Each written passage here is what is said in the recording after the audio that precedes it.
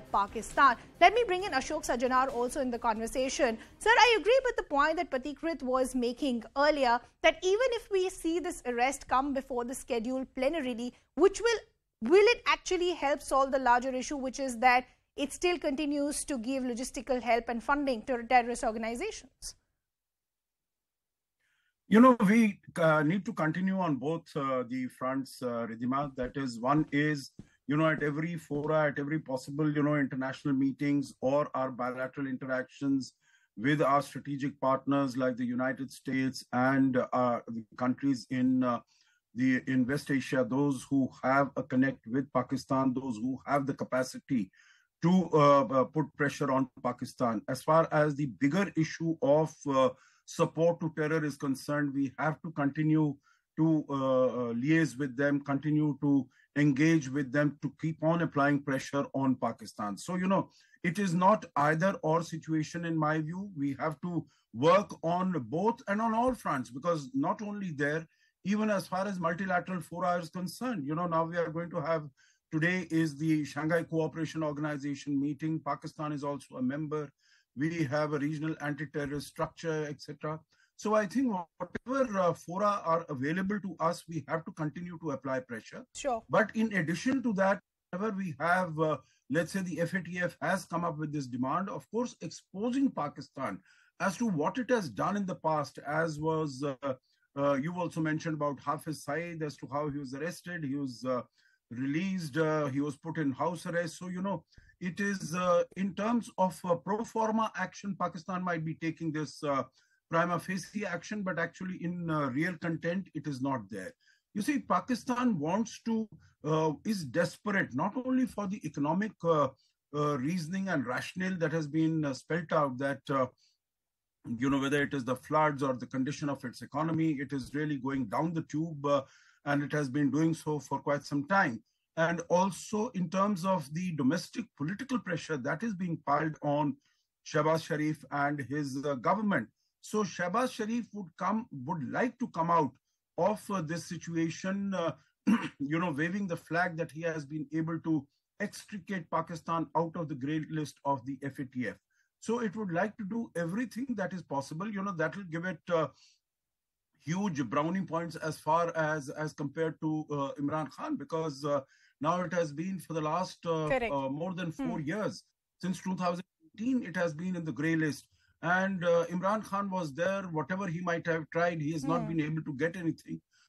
Shehbaz Sharif can go back to the people, and there is a huge battle of perception that is being fought in Pakistan, because Imran Khan is mounting this pressure on Shehbaz absolutely. Sharif. Completely agree with you that there is a battle of perception, and will this now being used as a bait by Shehbaz Sharif to go back to the people and his supporters? But Patikrit, I want to talk to you about the other concern, which is that this is the same Pakistan which earlier in the day had even denied housing the man that we're talking about, now is being forced to show an arrest to try and get itself off that FATF's grey list. There has also been an added embarrassment by Afghanistan when they've refuted these allegations. How does this put Pakistan globally?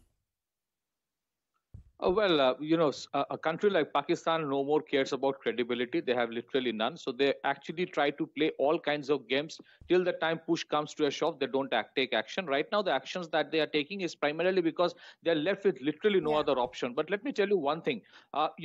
Masood Azhar within the radicalized population of Pakistan is very popular.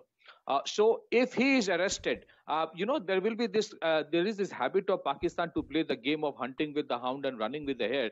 Shehbaz Sharif and the government will go and tell his own, his followers, no, we have kept him in custody for his own safety. So that is the message that he would try to give. Otherwise, if you look at the situation right now in Pakistan, Tehreek al-Labbaik will actually go for a siege of Islamabad. There is almost a siege-like situation in Lal Masjid. So the situation is such that he cannot take too harsh action, because then the whole, the infrastructure of terrorism which is mentored by Masood Azhar, who in turn is mentored by ISI, which then will turn a Frankenstein on Pakistan, and that is a concern they always have. And that is where I say that this is a double game that they keep on playing, and they'll continue to play it. It's just for the sake of getting the money from the IMF and the World Bank that they are trying to get out of the grey list, and this is the reason these actions are being taken. Second important thing is, Ridhima, we have to look at it in conjunction to another thing.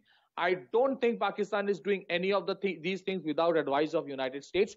In conjunction to what the Americans gave in terms of these sustainment fund equipment of $450 million for the F-16 fleet, I don't understand what is the next big thing United States want out of Pakistan. Okay. That is something we have to realize. And whether it has anything to do with the independent foreign policy of India's close relation with Russia, and whether there is something which the Americans also are trying to play a game of. This is something that we have to be very cautious, even though we continue to be a strategic partner of United States, and we have a very, very good relation with United States. Okay.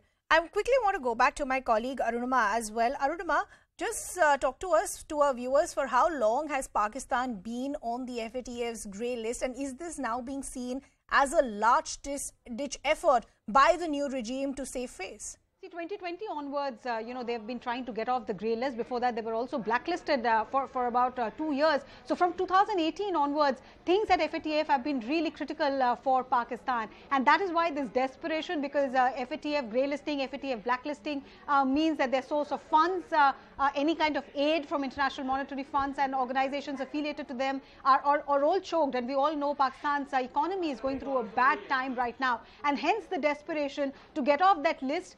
They've managed to convince the FATF that they have complied with most of the tasks that they were asked to. But India is pushing that the 3 people of importance whom India have highlighted, Masood Azhar, Rauf Asghar and Sajid Mir, out of these 3, 2 who have been already acted against. The third one, Masood Azhar, also must be arrested and the process of law completed there. Pakistan's way of responding so far has been saying that he's in Afghanistan, Afghanistan should act against him. But India is convinced that this bluff will be called off before the upcoming plenary in October.